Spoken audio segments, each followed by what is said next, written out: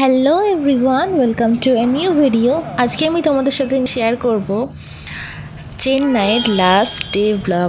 এটা ছিল আমাদের চেন্নাইয়ের লাস্ট ডে, আর আমরা সকাল সকাল উঠে চলে গেছিলাম তাই একটু শপিং মলে ঘোরাঘুরি করতে। তারপরেই আমাদের যেহেতু বিকেলে ফ্লাইট ছিল, তাই আমরা সকালবেলাটা রোদে কোথায় ঘুরবো, তাই আমরা একটা শপিং মলে চলে গেছিলাম ঘুরতে। তারপরে আমরা বেরিয়ে পড়লাম আমাদের ওয়েস্ট বেঙ্গল মানে কলকাতায় ব্যাক করার জন্য।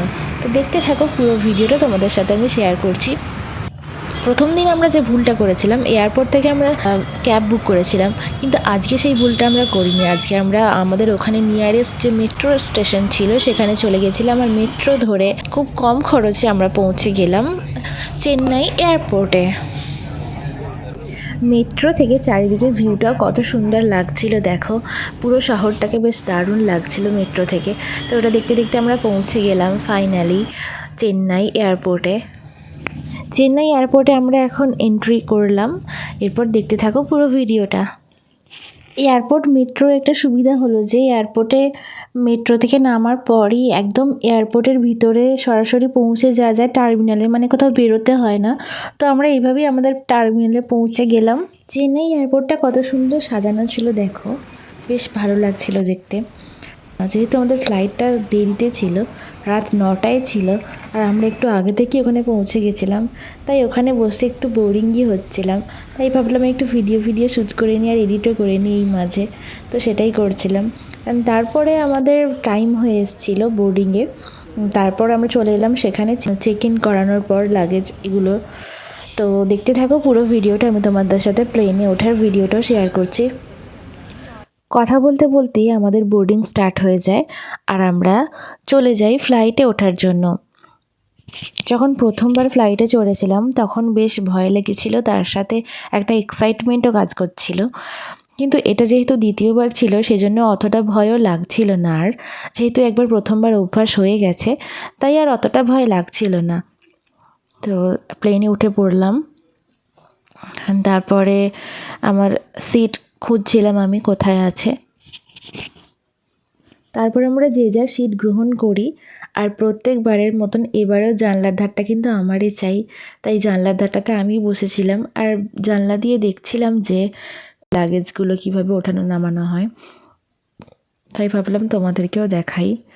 এরপরে আমরা টেক অফ করার জন্য একদমই তৈরি, তাই সমস্ত লাইটস অফ হয়ে যায় ভেতরে, তারপরে এটা রান হতে শুরু হয় আস্তে আস্তে। যতবারই প্লেনে চাপি না কেন, রান হওয়ার টাইমটা তো একটু ভয় লাগেই প্রত্যেকবারের মতন।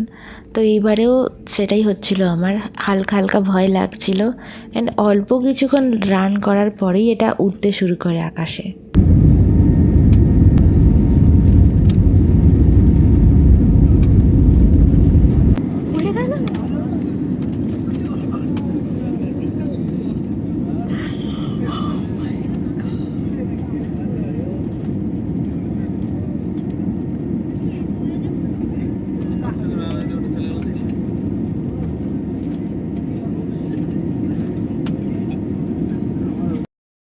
দেখো ওপর থেকে রাতের আকাশটা কত সুন্দর লাগছিল, মানে পুরো আকাশ থেকে আমরা পুরো চেন্নাই শহরটাকে দেখতে পাচ্ছিলাম। এটা বেশ ভালো লাগছিল দেখে, লাইটসগুলোর জন্য আরও ভালো লাগছিল।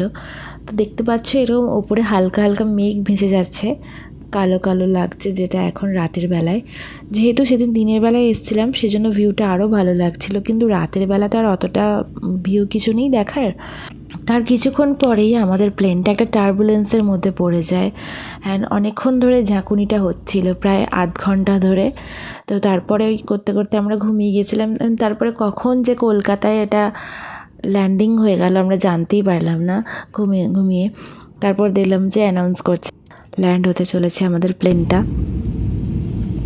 তো এখানেই শেষ হচ্ছে আজকে আমাদের চেন্নাই থেকে কলকাতায় ফেরার জার্নিটা। এয়ারপোর্টে নেমে আরও একটা সারপ্রাইজ আছে তোমাদের জন্য, দেখো সেটা। নামার পরেই আমরা আমাদের লাগেজটা কালেক্ট করে নিলাম আর বাড়ি ফেরার উদ্দেশ্যে রওনা দিলাম। ওখান থেকে বেরানোর পর দেখা হলো গৌরব তফাদার দাদার সাথে। তোমরা তো সবাই চেনো দাদাকে, তো আমার সাথে দেখা হলো। উনিও তখন ফিরছিলেন ওনার থাইল্যান্ড ট্রিপ থেকে। হ্যালো, চ্যানেল আছে কিরকম তোমার চ্যানেলে? সোনিয়া, আপনারা দেখবেন সোনিয়া জানাবেন কেমন লাগে। আজকে সোনিয়ার সাথে। ফেরার দিন আমি দিদির বাড়িতে গেছিলাম ঘন্টুর সাথে দেখা করতে, অ্যান্ড তারপরে আমরা বাড়ি ফিরলাম। তো আজকের মতন এটুকুই, দেখা হচ্ছে আবার নেক্সট কোনো ভিডিওতে। Thank you so much for watching this video, take care, bye by.